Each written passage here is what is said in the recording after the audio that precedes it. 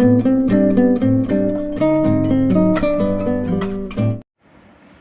கிச்சன்லேருந்து காளான் மிளகு சுக்கா பண்ணி காமிக்க போகிறேன். வாங்க எப்படி செய்யலான்னு பார்க்கலாம். 200 கிராம் காளான் நறுக்கி வச்சுருக்கேன். இஞ்சி ஒரு பீஸ் இடித்து வச்சுருக்கேன். வெள்ளைப்பூடு ஒரு 5 பல் தோலோடு இடித்து வச்சுருக்கேன். பச்சை மிளகா 1 இடித்து வச்சுருக்கேன். 2 பெரிய வெங்காயம் ஸ்லைஸாக நறுக்கி வச்சுருக்கேன். பெப்பர் பொடி எடுத்து வச்சுருக்கேன். ஜீரக பொடி எடுத்து வச்சுருக்கேன். பட்டர் எடுத்து வச்சுருக்கேன். வேணும்னா நமக்கு மஞ்சள் பொடி கொஞ்சம் சேர்த்துக்கரலாம். தேவையான அளவு நம்ம உப்பு சேர்த்துக்கரலாம். வாங்க எப்படி செய்யலான்னு பார்க்கலாம். இப்போ கடாய் அடுப்பில் வச்சுருக்கேன். பட்ரு போடுறேன்.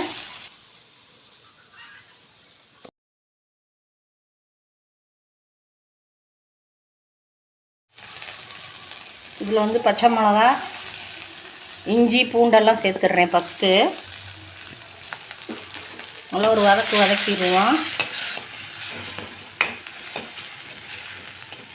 நல்லா பச்சை வாடை போயிடுச்சு. இதில் வெங்காயத்தை சேர்த்துருவோம்.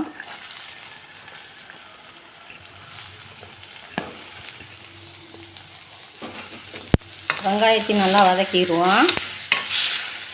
வெங்காயத்துக்கு தேவையான அளவு உப்பு போட்டுடலாம். இதுக்கு தூள் உப்பு தான் போடணும், கல் உப்பு போடக்கூடாது, இல்லை தண்ணியும் ஊற்றக்கூடாது. நம்ம தூள் உப்பு போடுறேன். நல்லா வதக்கிடுவோம். வெங்காயம் நல்லா கண்ணாடி பதத்துக்கு வரட்டும்.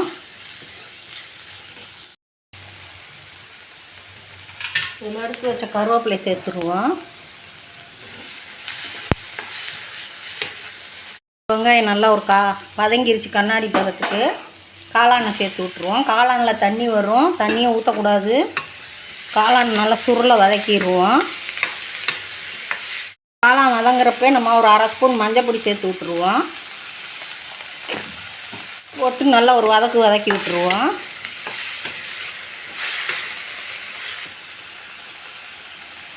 இப்போ அடுப்பை சிம்மில் வச்சுட்டு ஒரு மூடி போட்டு மூடி விட்டுருவோம். நல்லா வேகட்டும். பண்ணி பார்க்கலாம்.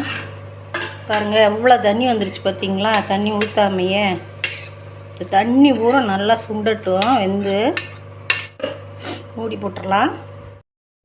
ஓப்பன் பண்ணிவிட்டு நல்லா கொஞ்சம் தண்ணி சுண்டி நல்லா வந்துருச்சு. இந்த ஸ்டேஜில் நம்ம பெப்பர் பொடி போட்டு விட்ருவோம். நல்லா 2 ஸ்பூன் பெப்பர் பொடி போடுறேன். அதேமாரி 2 ஸ்பூன் ஜீரகத்தூள் போடுறேன். நல்லா ஒரு கிண்டி விட்டுருவோம்.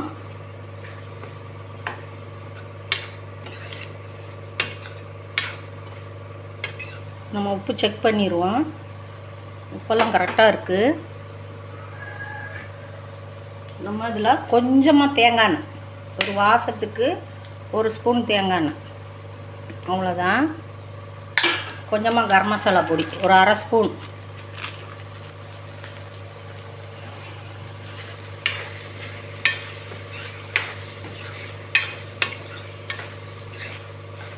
இப்படி ஓப்பன்லேயே கொஞ்சம் நேரம் வெந்துக்கிட்டு இருக்கட்டும். மூட வேண்டாம். இனிமேல்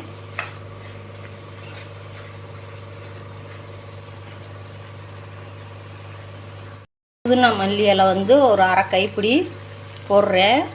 நீங்கள் இந்த மாதிரி போட்டு நல்லா ஒரு பெரட்டுறப்ப அதோட ஃப்ளவர் நல்லாயிருக்கும். வாசம் அந்த ஜூஸ் எல்லாம் அதில் இறங்கி ரொம்ப டேஸ்ட்டாக இருக்கும். காளான்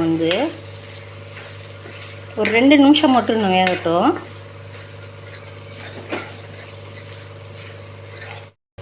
இப்போ காளான் மிளகு சுக்கா ரெடி ஆயிடுச்சு. அடுப்பு ஆஃப் பண்ணிட்டேன். இப்போ ஷீலு கிச்சன்லேருந்து காளான் மிளகு சுக்கா பண்ணி காமிச்சிருக்கேன். நீங்களும் இதேமாதிரி செஞ்சு பாருங்கள். ரொம்ப டேஸ்ட்டாக இருக்கும். தயிர் சாதத்துக்கு எல்லாத்துக்குமே நல்லாயிருக்கும். சப்பாத்திக்கெல்லாம்.